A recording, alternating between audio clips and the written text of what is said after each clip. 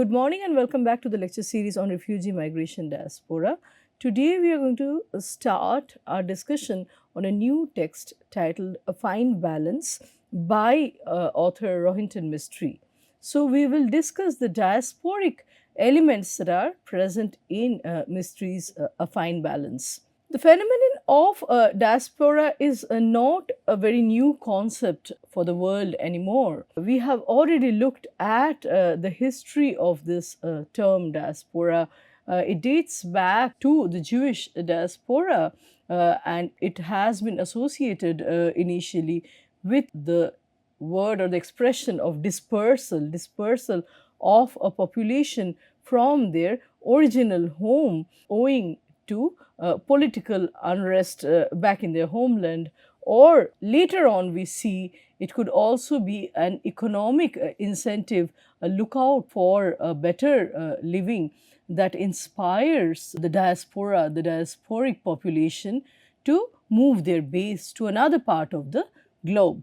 So it can be traced back, this term diaspora, like I was saying, can be traced back to the dispersal of the Jewish population from their ancestral homeland in Palestine to all over the world, and further the migration of different communities from their native place to different parts of the world for various social, political, and economic reasons. So, the technological advancement and global reach of media in this modern era have given the meaning of diaspora an altogether new turn.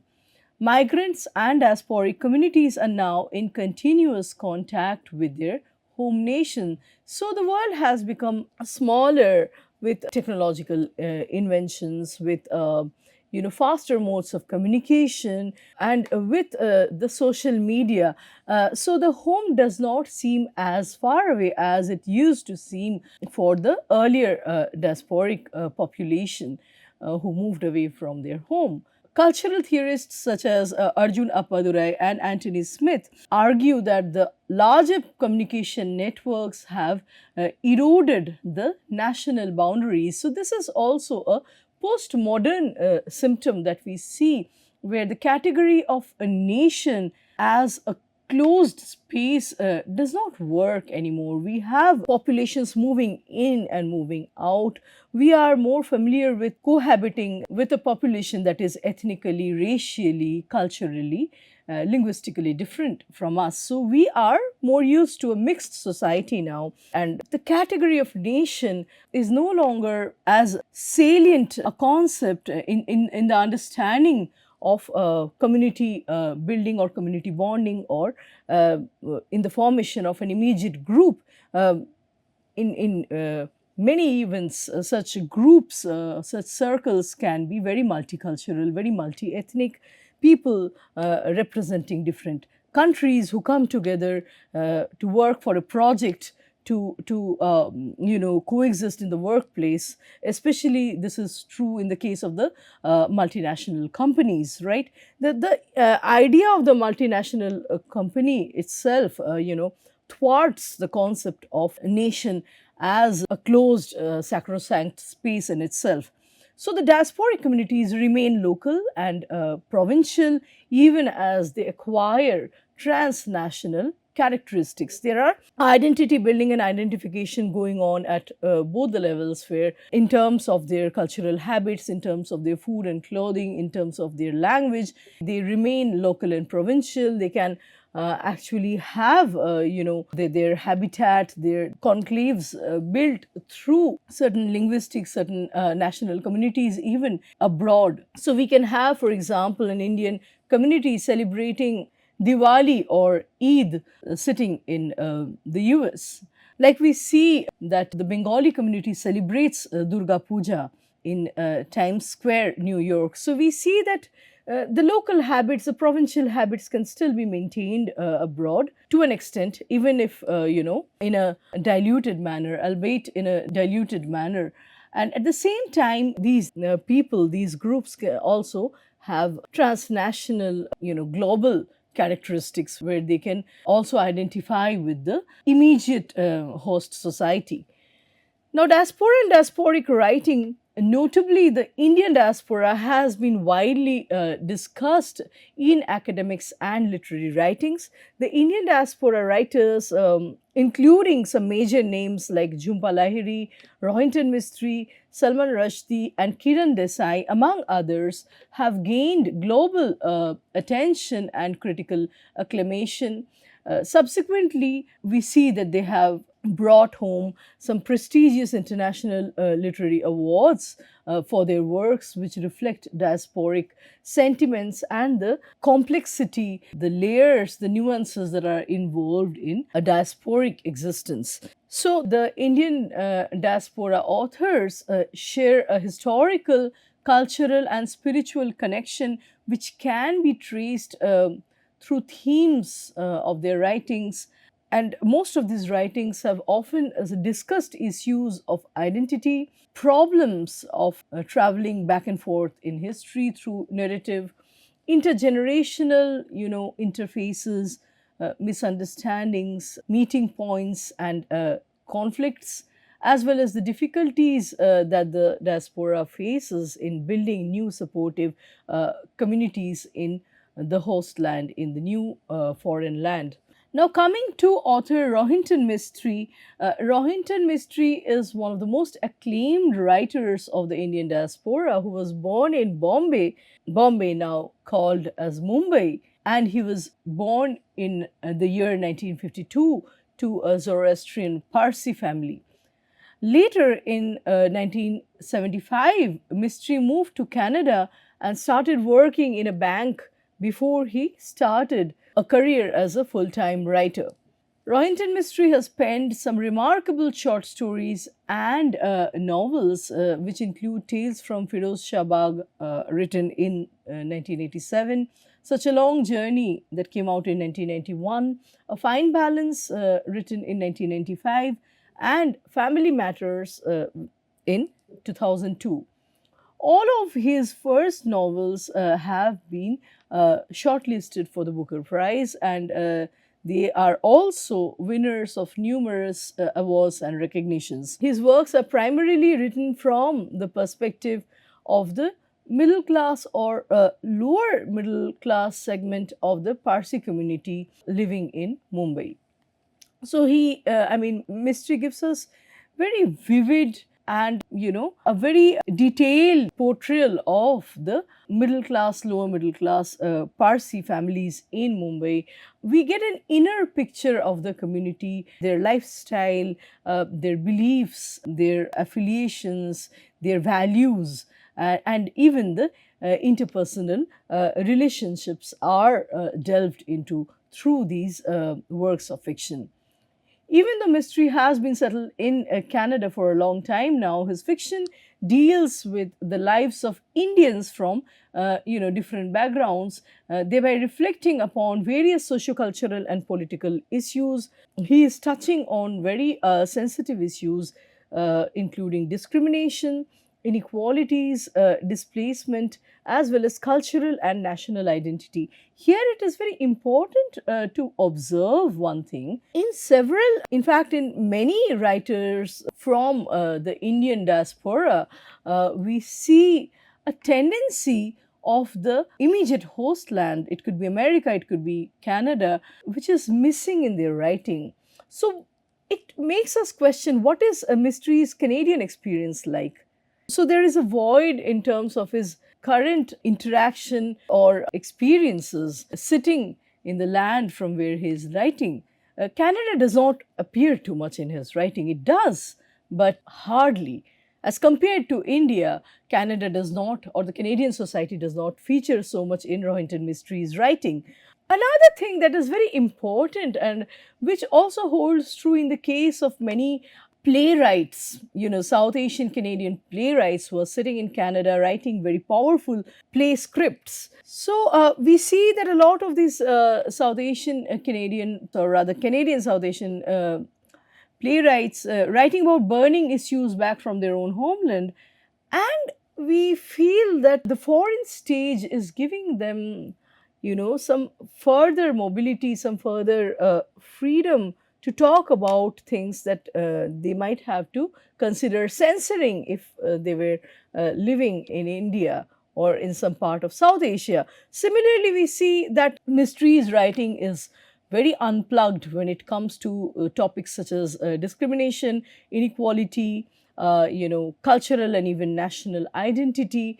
Uh, the fact that, Mystery is very curiously and very remarkably, he is also from a very minority group, even in India. The cultural habits or the inner life of the Parsis is not very well known even within India. They seem to be an invisibilized community. So, based on that fact, we see that his experience of marginality is not only owing to his belonging in a foreign land. Even in India, what he calls as his homeland, the Parsi community has always remained a very low profile, or let's say a very kind of under discussed group. So, belonging to the Parsi community of India, whose ancestors were exiled owing to the Islamic conquest of Iran, and later we know the Parsis migrated to India looking for safety. In the case of Mystery,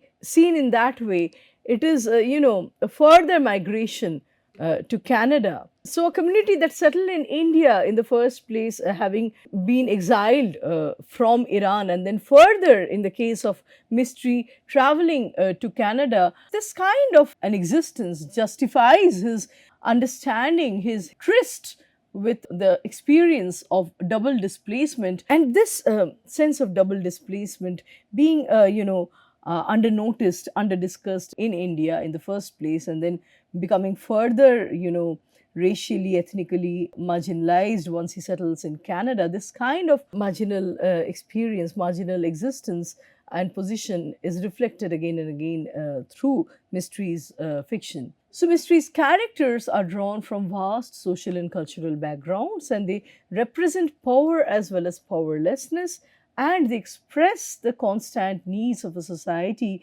where an individual's voice will not be suppressed. So, his writing advocates for equal visibility and equal treatment to all. Now, coming to A Fine Balance, Mystery's second novel, we see that this work is set in an unidentified city. However, this unidentified city resembles the metropolitan Bombay, and the plot of the story, spans between the year 1975 and 1984, and it depicts the after effects of two very important events in Indian politics. One is the repercussions of the internal emergency that was imposed by the Indian government under the leadership of Prime Minister Indira Gandhi, and it criticizes policies such as slum clearance drive in the name of beautification of post colonial India, and also forced sterilization. And then further, Fine Balance also focuses on and discusses Indira Gandhi's assassination by her guards. The story revolves around the four major characters: Ishwar, Om, Manik, and Deena Dalal.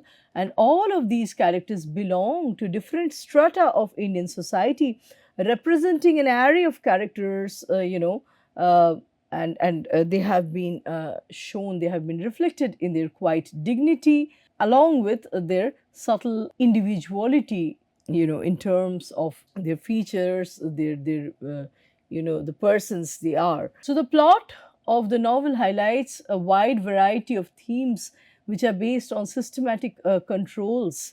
And these themes include parental authority, caste hierarchies, personal betrayal, political power, and misuse or abuse of such political power, which directly leads to corruption. The plot of A Fine Balance begins when, while traveling on a train to an unnamed city, the two characters, Ishwar and Om Prakash, run into a student named Manik Kohla, and this student also happens to be traveling to the same destination. So they are all traveling together to this unnamed city. Later, in the due course of their conversation, they find out that they are all going to visit this person called Dina Dalal, who is the employer of both Ishwar and Om, and who also happens to be an old acquaintance of Manik's mother. Dina, now we see the background of Dina. Dina was born into a rich family. However, after her father's death, her brother, whose name is Nuswan, treats her very badly and oppresses her. And then she finds a suitor named Rustam Dalal and moves to his apartment after their marriage. However, there is a mishap, and on their third anniversary, Rustam dies in a road accident. So later, Dina goes back to her brother Nuswan, but also decides to return after a year of mourning period. She learns sewing from the adopted parents of Rustam, and then she starts to live on her own. She starts earning on her own. However, she progressively, starts losing her eyesight. Her eyesight fails her and gets weaker, and so she needs to hire two people to work for her. These two people are none other than Ishwar and Om Prakash. So these two men are basically employed by Dina Dalal to work as tailors under her. Now we are also introduced to this character called Dukhi Mochi, who was a cobbler belonging to an untouchable family. Mochi had been ostracized and humiliated by the members of upper caste society on multiple occasions. So he decides to send his two sons, Narayan and Ishwar, to learn tailoring from his friend. This friend's name is Ashraf, and then he tells them to change their last name from Mochi to Darji. So we also see, the history of a Dalit family, how oppression, how caste-based humiliation actually forces a person to change his children's his next generation's surname, and it is a way of ensuring that they don't attract the same kind of bad treatment that he himself has incurred, that he himself has endured. So changing of the surname from Mochi to Darji is, it's kind of a social promotion in a way. As the family shifts the profession from cobbler to tailoring.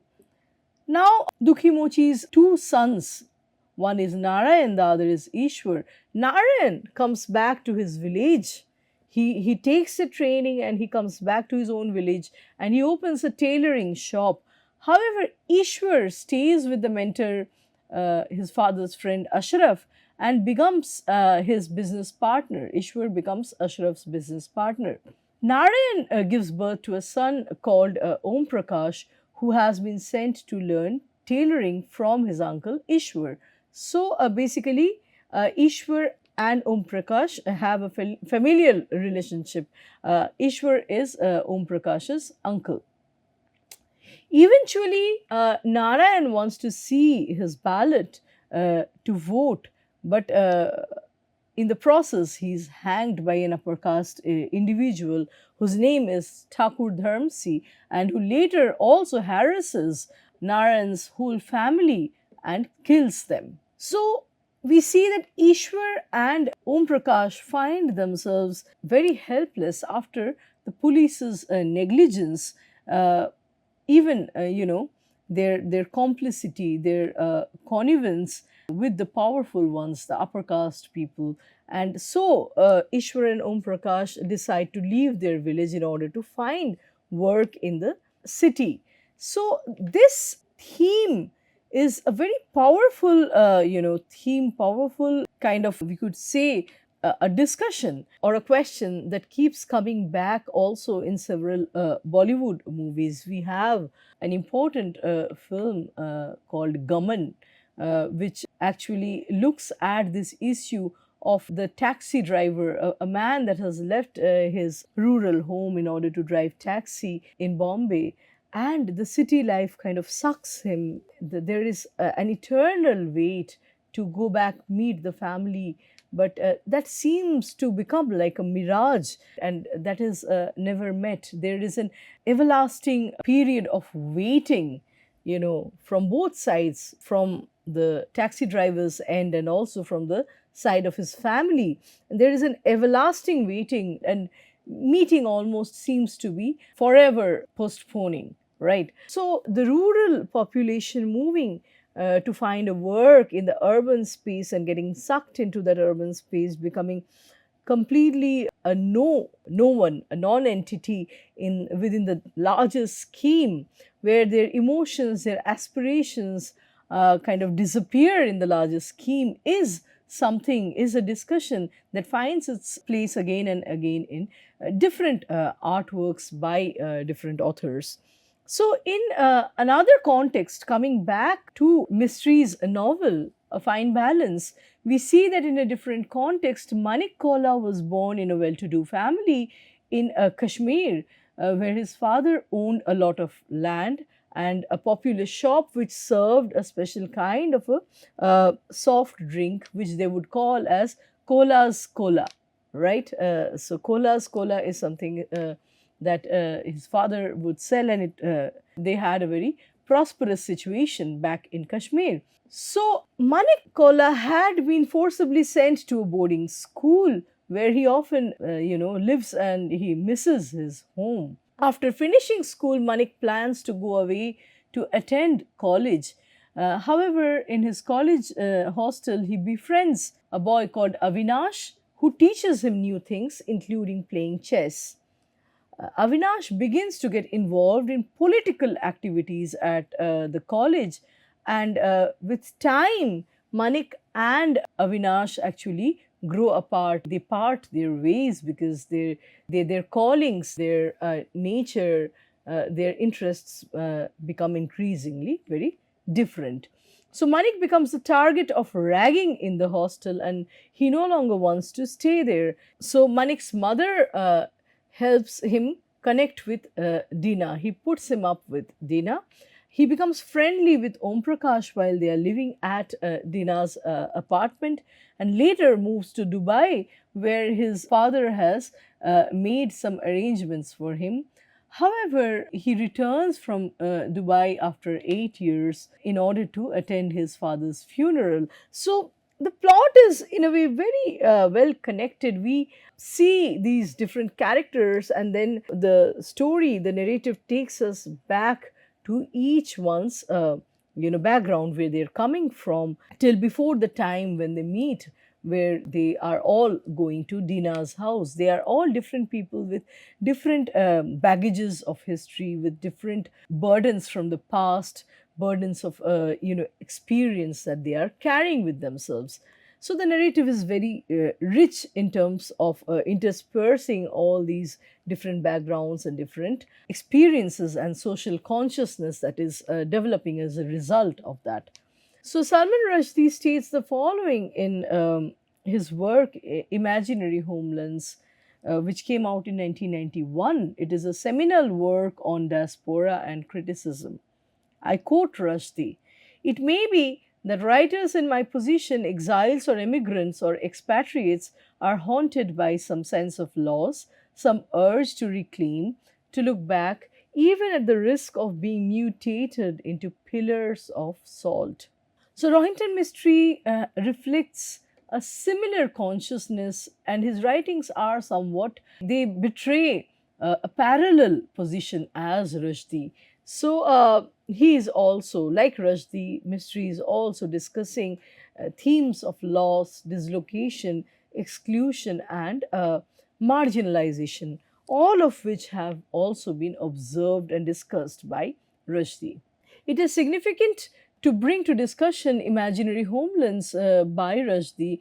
It is a collection of essays and criticism on the diasporic writings. To quote Rushdie from Imaginary Homelands, "The past is a country from which we have all emigrated. Its loss is part of our common humanity," unquote. And again, to quote the author, "There are times when the move," referring to this decision of migration to a new land, The move seems wrong to us all when we seem to ourselves post lapsarian men and women. We are Hindus who have crossed the black water. We are Muslims who eat pork. Unquote. So the prelapsarian innocence, the pristinity, kind of the purity, the purported purity is gone once we, migrate to a foreign land for good, or that is how it has been perceived by in terms of the traditional values, traditional Indian values that we cultivate, that we foster. Apart from exploring the evident themes of systematic oppression, political corruption, cultural fragmentation, Rohinton Mysteries fiction also subtly highlights various diasporic elements through themes, including the issue of identity and individuality, the question of trauma, forced displacement, and double displacement. The diasporic writers recurrently write about historical events from their native country in order to find a sense of belonging and as a means of portraying a nostalgic perspective of the socio-political situation back in their home nation. So it's a way of virtually connecting with a home that they believe is somewhere out there. It may not really correspond with how the home currently is, how the homeland currently is. It is also kind of a piece or an extension of one's wishful thinking, how they would like for the home to be. So, Shashi Tharoor proposes that the Indian migrant remains committed to Indian politics, and they, as a way of remaining true blue Indians, who talk about Indian politics, Indian current affairs, they avoid what Tharoor calls dislocated detachment, which is also visible in Mystery's writing. Like I said a while back, Canada is consistently absent in Mystery's narrative. Mystery is talking about India sitting in Canada, which is noticeable, which is remarkable and striking. So, Mystery sets his novel around an important political event somewhere, which took place at some time at a juncture in Indian history. So, he's talking about emergency, which had deeply affected the lives of, his two characters. The two characters in his novel, A Fine Balance, Ishwar and Om Prakash, and both of them belong to the most deprived and marginalized section of the society. As Shashi Tharoor rightly points out, to quote Tharoor, most of the real victims of the emergency were among the poorest classes of Indians, the ones who needed the protection of democracy. Unquote. So, this unnamed city in a Mystery's novel resembles the socio-political landscape of Bombay, thereby creating a nostalgic connection of Mystery with his own past. And this is evident through the description of the character called Rajaram, who explains about the city that it is a place where, I quote, where thousands and thousands are coming to because of bad times in their native place. I came for the same reason, unquote. We see Bombay, later named Mumbai, becomes a land of aspiration, land of high hopes. So, a metropolitan place where internal migration is happening. Come there to work as laborers, a large population, rural Indian population moving to Bombay, to work as taxi drivers. There is a significant population from rural areas who work there as taxi drivers, doing odd jobs. And then the middle class, upper middle class population also goes there with the aspiration of being absorbed in the film industry, so to be able to work somewhere in the film industry. And there are so many failing hopes also. People come back with failed hopes and aspirations. So, Mystery himself belongs to the Parsi community, and we see that the history of Parsi community tells us the people these people got dislocated after the Islamic conquest of Iran. So, while forwarding the case of diasporic writers, Salman Rushdie has also written in his work Imaginary Homelands about this choice of Bombay, which serve as the setting for his magic realist novel, The Midnight's Children. So, why did Rushdie choose Bombay as the setting of Midnight's Children? He would explain, I quote Rushdie here: "Our physical alienation from India almost inevitably means that we will not be capable of reclaiming precisely the thing that was lost. That we will, in short, create fictions, not actual cities or villages, but invisible ones, imaginary homelands, Indias of the mind." So there is no way of reproducing one singular, India that everyone agrees to. There would be different Indias for different perceptions, different way of reproducing the imaginary homeland. And that's where the question of magical realism comes in. It's a reproduced reality, a reinvented reality, a revisited reality, coming straight from nostalgia, is not reality in itself. It cannot be a semblance of reality. It's a magical reality. The novel's title, A Fine Balance, explains the diasporic community's constant struggle to maintain a balance between their hope and despair, both working hand in hand, both, working in tandem